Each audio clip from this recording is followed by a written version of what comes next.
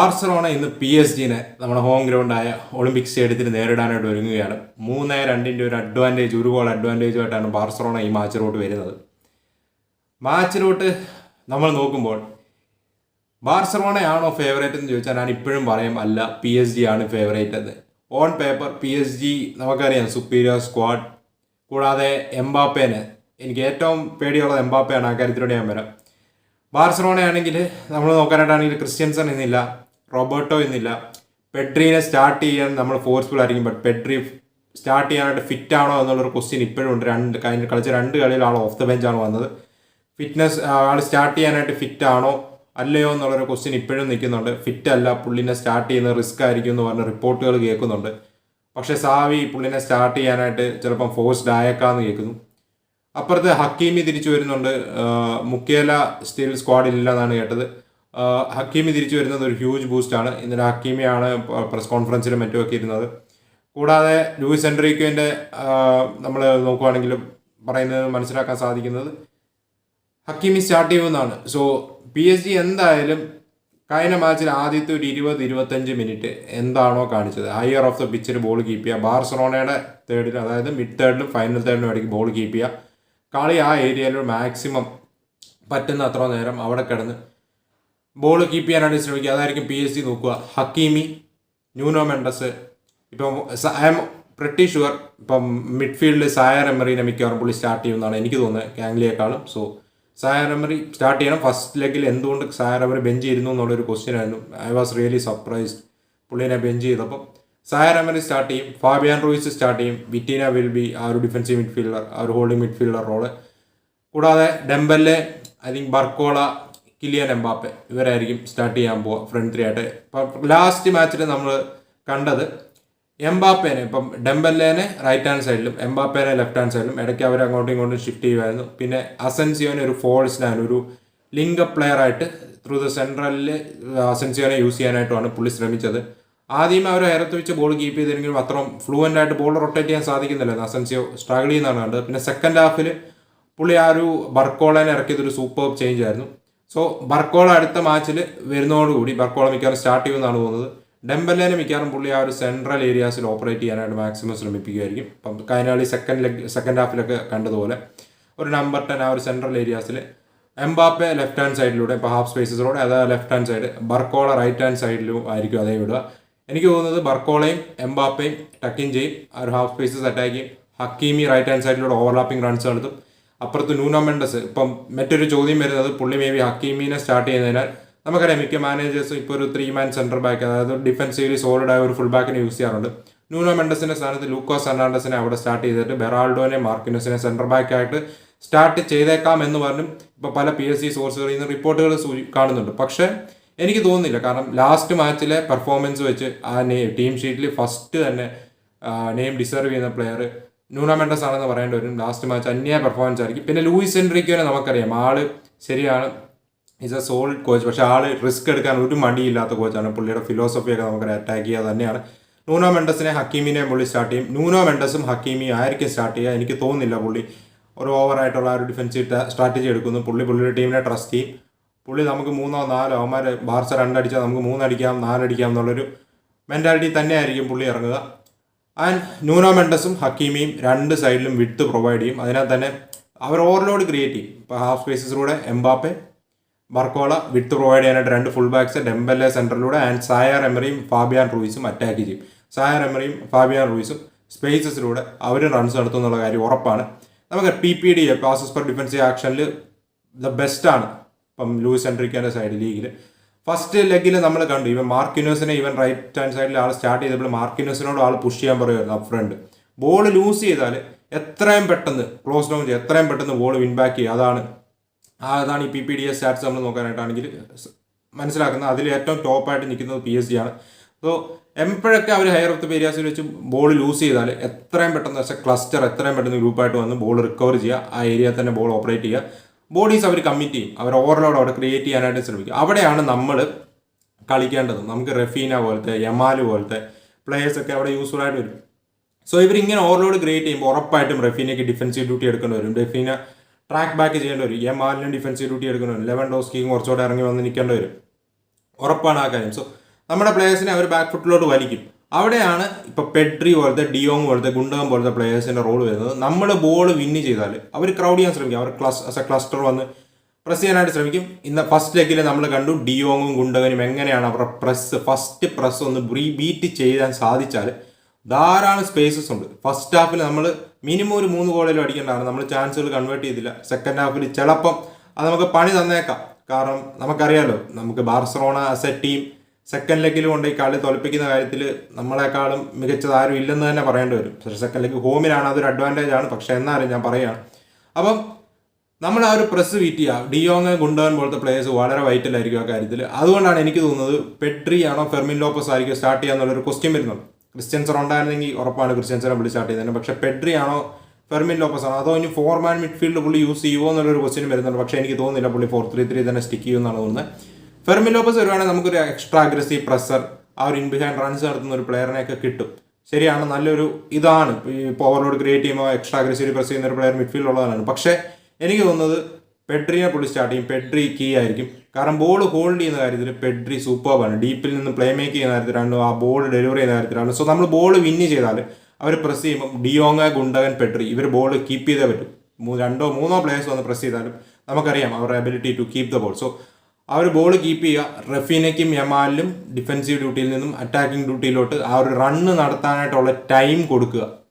നമ്മൾ അവരുടെ initial press beat ചെയ്യാനായിട്ട് സാധിച്ചാൽ ഡിയോങ് ആണെങ്കിലും ഗുണ്ടകൻ ആണെങ്കിലും പെഡ്രി ആണെങ്കിലും സൂപ്പർ ഡെലിവറീസ് അവർ ബാക്കിൽ നിന്ന് മിഡ്ഫീൽഡിൽ നിന്ന് കൊടുക്കും.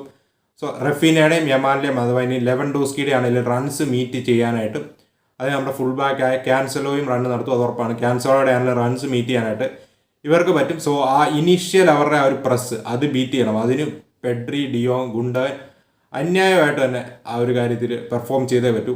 ഈ 3 പ്ലെയേഴ്സിൻ്റെയും പെർഫോമൻസ് ആയിരിക്കും എനിക്ക് തോന്നുന്നു നമ്മുടെ അറ്റാക്കേഴ്സിനേക്കാളും ഡിഫൻഡേഴ്സും കീ റോളാണ് അല്ലെന്നല്ല. ബട്ട് നമ്മുടെ മിഡ്ഫീൽഡിൻ്റെ പെർഫോമൻസ് ആയിരിക്കും ഇന്നത്തെ മാച്ചിൽ നമ്മൾ നെക്സ്റ്റ് റൗണ്ടിലോട്ട് കടക്കുമോ ഇല്ലയോ എന്നുള്ളതിൻ്റെ വൈറ്റൽ തിങ് എന്നാണ് എനിക്ക് തോന്നുന്നത്, പേഴ്സണലി തോന്നുന്നത്. ഡിഫെൻസീവ്ലി അവർ കോൺട്രിബ്യൂട്ട് ചെയ്യണം ആൻഡ് ബോൾ ഹോൾഡ് ചെയ്യുക, കീപ്പ് ചെയ്യുക, അവർ പ്രസ് ബീറ്റ് ചെയ്യുക. അതിൽ നമ്മുടെ ഗുണ്ടകൻ, ഡിയോങ്, പെഡ്രി കീ ആണ്. ഇവരുടെ ആർക്കെങ്കിലും ഒരു മോശം ദിവസമാണെങ്കിൽ നമ്മുടെ മാച്ച് കഴിഞ്ഞു പോകാനുള്ള എല്ലാ ചാൻസും കാണുന്നുണ്ട്. ആൻഡ് ഡിഫൻസിൽ നമുക്കറിയാം Araujo, Cubarsi, Jules Kounde and Cancelo and ter Stegen goalkeeper. ഇതാണ് ഞാൻ പ്രതീക്ഷിക്കുന്നത്. നമുക്കറിയാം കിലിയൻ എംബാപ്പേനെ ഫസ്റ്റ് ലെഗിൽ നമ്മൾ കുറച്ച് പിടിച്ചു നിർത്തി. പക്ഷേ നമ്മുടെ സെലിബ്രേഷൻ നമുക്കറിയാം കുറേ നാളുകൾക്ക് ശേഷമാണ് നമ്മൾ ഇങ്ങനെയൊക്കെ ഒരു വിക്ടറി ഒന്ന് സെലിബ്രേറ്റ് ചെയ്യുന്നത്. ചാമ്പ്യൻസ് ലീഗിൽ എവേലി എന്ന് ജയിച്ചു. ശരിയാണ്, മേ ബി കുറച്ച് ഓവറായോ എന്നൊക്കെ കുറേ പേര് ചോദിക്കുന്നുണ്ട്. എംബാപ്പേനെ നമ്മൾ പൂട്ടിക്കെട്ടി. പക്ഷേ കംബാക്ക് നടത്താനായിട്ട് എംബാപ്പേനേക്കാൾ നന്നായിട്ട് അറിയാവുന്ന ഒരു പ്ലെയർ ഇപ്പം യൂറോപ്പിലുണ്ടോ എന്നുള്ള കാര്യം ഡൗട്ടാണ്. കാരണം 1.5 പെർഫോമൻസ് ആയിരിക്കും ആ ബിഗ് ഗെയിംസിൽ എടുക്കുക. വേൾഡ് കപ്പ് ഫൈനല് അതിൻ്റെ ഉദാഹരണമായിട്ട് പറയാം. അല്ലാതെ പല PSG മാച്ചസും ഉണ്ട്, എല്ലാ ഫ്രാൻസിന് വേണ്ടിയുള്ള മാച്ചസ് ഉണ്ട്. എംബാപ്പേനെ നമ്മൾ എന്തായാലും എരിവേറ്റിട്ടുണ്ട്. എംബാപ്പെ ഡിറ്റർമൈൻഡ് ആയിരിക്കും. ഈ നമ്മുടെ മുക്കാനായിട്ടാണെങ്കിൽ പല പേജസും പുള്ളിനെ എടുത്തിട്ട് ട്രോൾ ചെയ്തിട്ടുണ്ട് പുള്ളിയുടെ പെർഫോമൻസിൽ. മേ ബി പുള്ളി കൂടുതൽ ഡിറ്റർമൈൻഡ് ആയിരിക്കാം. സ്പെയിനിൽ വന്നിട്ട് ഇപ്പോൾ നെക്സ്റ്റ് സീസൺ ആൾ റയൽ മാഡ്രിഡിലോട്ട് വരുമെന്നാണല്ലോ പറയുന്നത്. അതിനു മുമ്പ് പറയാൻ എൻ്റെ ബിഗ്ഗസ്റ്റ് റൈവലായ ബാർസലോണയ്ക്ക് അഗെയിൻസ്റ്റ് ഒരു സോളിഡ് പെർഫോമൻസ് പുറത്തെടുക്കാനായിരിക്കും ആള് പ്ലാൻ ചെയ്യുക. എംബാപ്പേനെ പൂട്ടിക്കുക. ഇപ്പം എംബാപ്പയുടെ ദിവസമാണ് മൂഡിലാണെങ്കിൽ എന്തൊക്കെ ടാക്ടിക്കലി സെറ്റ് ചെയ്തെന്ന് പറഞ്ഞാലും പൂട്ടാനായിട്ട് പാടുപെടും. സോ ഒന്ന് ടാക്ടിക്കലി എംബാപ്പേനെ പൂട്ടാനായിട്ട് ഇപ്പോൾ ജൂൾസ് കുണ്ടെ ആണെങ്കിലും അതുപോലെ തന്നെ ഡിഫെൻസീവ്ലി ആ ഒരു സൈഡിൽ ഇപ്പോൾ കുബാർസി ആണെങ്കിലും ഇപ്പോൾ അറോഹോ ആണ്. ലാസ്റ്റ് ഗെയിം നമ്മൾ കണ്ട് അറോഹോവും ജൂൾസ് കുണ്ടെയും കൂടെ എന്ത് അടിപൊളിയായിട്ടാണ് എംബാപ്പേനെ പൂട്ടിയെന്ന്. അതിനകത്ത് തന്നെ അവർക്ക് നല്ല പണി എടുക്കേണ്ടി വരും.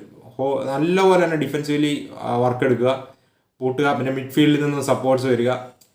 ഡിയോങ് ഇന്ന് കീ ആയിരിക്കും. എംബാപ്പയുടെയും ഡെമ്പല്ലയുടെയും മറ്റുമൊക്കെ മൂവ്മെൻറ്റ്സ് ഇപ്പോൾ അവർ ഡീപ്പിലോട്ട് അഥവാ മിഡ്ഫീൽഡിലോട്ട് ഡ്രോപ്പ് ചെയ്യുകയാണെങ്കിൽ അവരുടെ മൂവ്മെൻറ്റ്സ് ട്രാക്ക് ചെയ്യാനായിട്ട് ഡിയോങ് കീ ആയിരിക്കും. പിന്നെ എംബാപ്പയ്ക്ക് ഇന്നൊരു മോശം ദിവസമാണ്. ആളൊരു ടോപ്പ് നോച്ച് ഫോമിലല്ല, മെൻ്റലി അവിടെ അല്ല എന്നും പ്രതീക്ഷിക്കുക. അതാണ് നമ്മുടെ കീ. പിന്നെ ഡെമ്പല്ലയ്ക്ക് ഇന്ന് കിട്ടാൻ പോകുന്ന സ്വീകരണം അടിപൊളിയായിരിക്കുമെന്നാണ് റിപ്പോർട്ടുകൾ. ആൾ വന്ന് ഇറങ്ങിയപ്പം നല്ല സ്വീകരണമൊക്കെ കൊടുത്തിട്ടുണ്ട്. പക്ഷേ പിച്ചിൽ ആളും ഡിറ്റർമൈൻഡ് ആയിരിക്കും. ഇപ്പോൾ ഈ കൂവലിനിടയിൽ പെർഫോം ചെയ്യാനായിട്ട് ആളും ഡിറ്റർമൈൻഡ് ആയിരിക്കും. സോ എംബാപ്പെ കഴിഞ്ഞാൽ ഡെമ്പല്ലയാണ് ആ ടീമിലെ ഒരു ഏറ്റവും വലിയ ഒരു കീ ഒരു ഫാക്ടർ അല്ല, എക്സ് ഫാക്ടർ. അതിനകത്ത് തന്നെ ഡെമ്പല്ലയ്ക്ക് ഒരു മോശം ദിവസമാണ്. ഹക്കീമി, നൂനോ മെൻഡസ് 2 അടിപൊളി ഫുൾ ബാക്സ് ഉണ്ട്. അവർ അറ്റാക്കിങ്ങിൽ സൂപ്പർവാണ്. ഡിഫെൻസീവ്ലി പ്രോബ്ലി അവർ പുഷ് ചെയ്യുന്നത് നമുക്കൊരു അഡ്വാൻറ്റേജ് ആണ്. പിന്നെ എടുത്തു പറയേണ്ട കാര്യം ഹക്കീമി കമ്മിങ് ബാക്ക്. റൈറ്റ് ബാക്കായിട്ട് സ്റ്റാർട്ട് ചെയ്യുന്നു. റഫീന ലെഫ്റ്റിൽ വരുമ്പോൾ ഒരു പ്രോപ്പർ ഫുൾ ബാക്കാണ് വരുന്നത്. സോ റഫീനെ ഓടിപ്പിടിക്കാനായിട്ട് നമുക്കറിയാം നല്ല പേസർ പ്ലെയറാണ് ഹക്കീമി.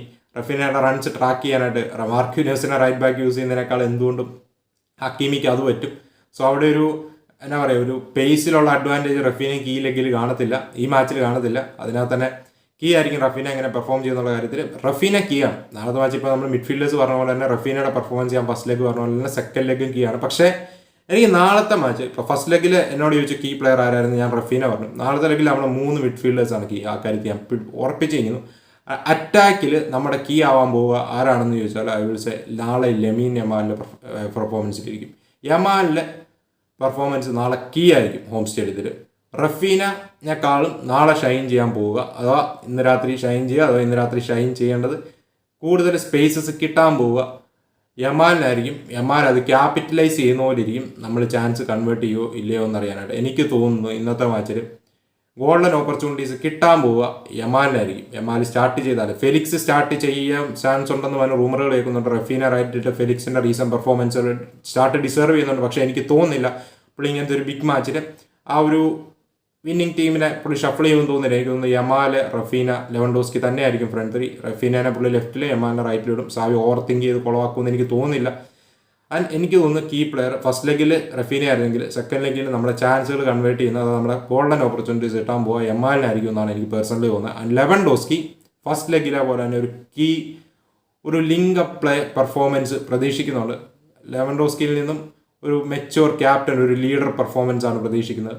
ആൻഡ് ലെവൻഡോസ്കിയുടെ ഫസ്റ്റ് ലെഗിലെ പെർഫോമൻസ് എന്താണോ അത് തന്നെ പ്രതീക്ഷിക്കുന്നു. ബോൾ ഹോൾഡിങ്ങിൻ്റെ കാര്യത്തിലാണ്ടും ചാൻസസ് ക്രിയേഷൻ കാര്യത്തിലാണ്ടും ഇപ്പോൾ നമ്മുടെ വിങ്ങേഴ്സിന് റൺസ് നടത്തുന്നതിനും മറ്റുമൊക്കെ, ഇപ്പോൾ ഹാഫ് സ്പേസസിലോട്ടും മറ്റുമൊക്കെ സ്പേസ് ക്രിയേറ്റ് ചെയ്ത് കൊടുക്കുന്ന കാര്യത്തിലാണ്ടും ലെവൻഡോസ്കി കീ ആയിരിക്കും ഇന്നത്തെ ബാറ്റിൽ. പക്ഷേ ഓൺ പേപ്പർ ഇപ്പോഴും ഞാൻ പറയുന്നു 1 ഗോൾ ഡിഫറൻസേ ഉള്ളൂ.